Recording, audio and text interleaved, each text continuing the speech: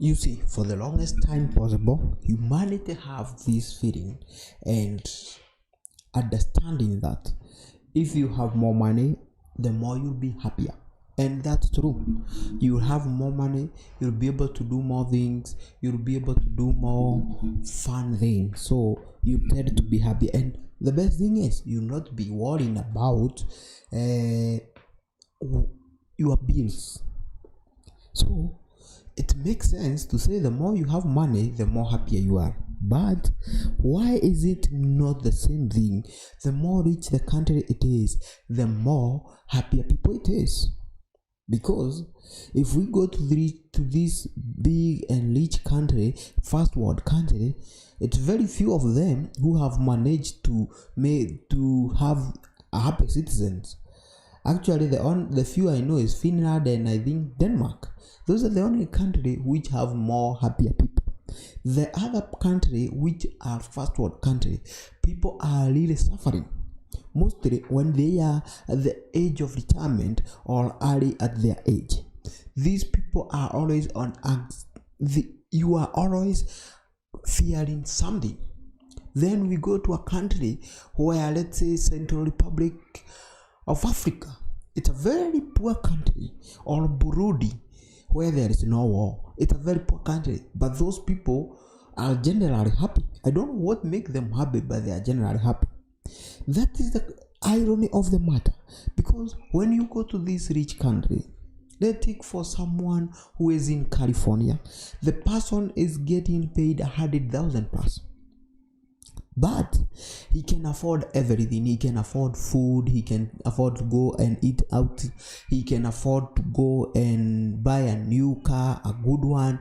He can afford, name everything he wants. He will afford even a phone. Everything he wants, he'll afford. Normal things, not yacht and private jet. But the funny thing is, this person is not happy. And this other person who is living in a very poor country is happy. This is the irony of the issue, because we don't know to which extent the money should be making you happier.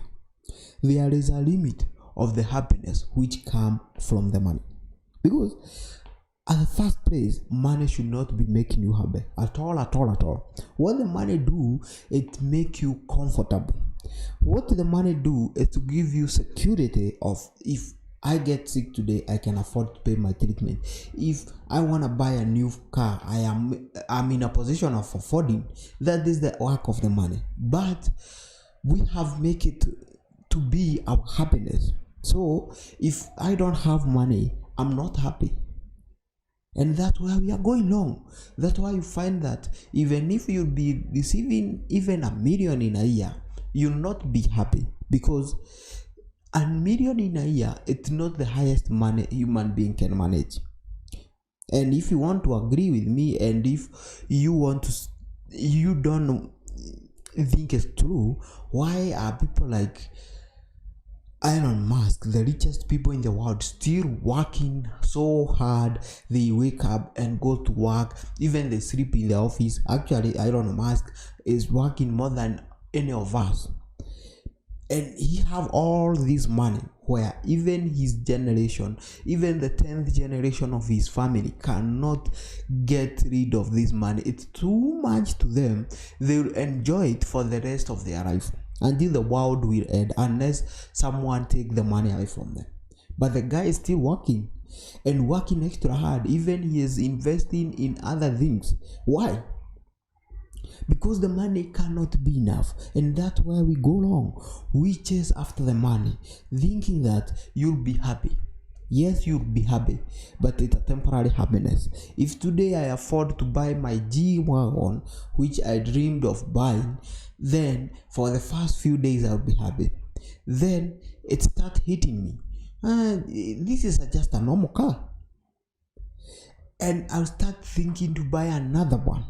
And the only time I would be happy with my G-Wagon is when I would drive to either in a poor place where people cannot afford this kind of a car, and when they start staring at me, when they start looking at me, and I will be like, wow, I have made it. Then when you go back to where you live, because when you get money, you raise your status to the level of your money. Everyone who is around you is either at your level or higher than your level. So you start this chasing trend. You buy this one, you buy a G-Class, then you see your neighbor have a Ferrari, you just want to buy a Ferrari. And that's where we go wrong, because this other person who is in Central Republic of Africa, this person is so broke to an extent that he doesn't care about material thing. And that's why you find majority of them, they tend to care a lot about religion and family, because this is where their happiness comes from.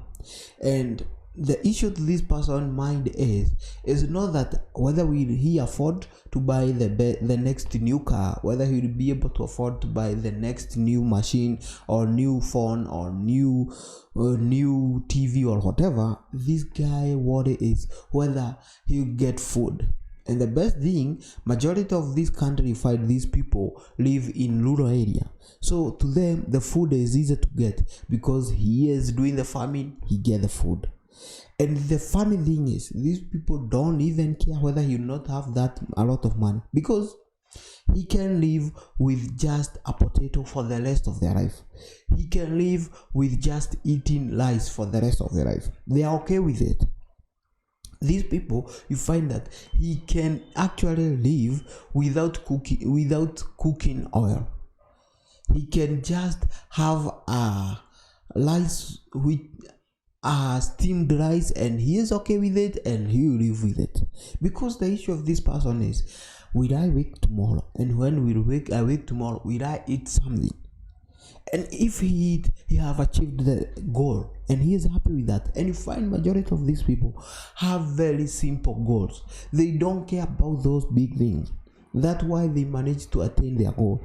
And since the goals are very simple, when they achieve them, they really treasure this goal. If I have a dream of buying a car in like somewhere Central African Republic, or let's say Burundi, in a very poor country, if I buy a car, I'll treasure this car and I'll be happy with this car. It doesn't matter. Actually, majority of them would buy a 20 or 30-year-old car, but they treasure that car and they are happy with it.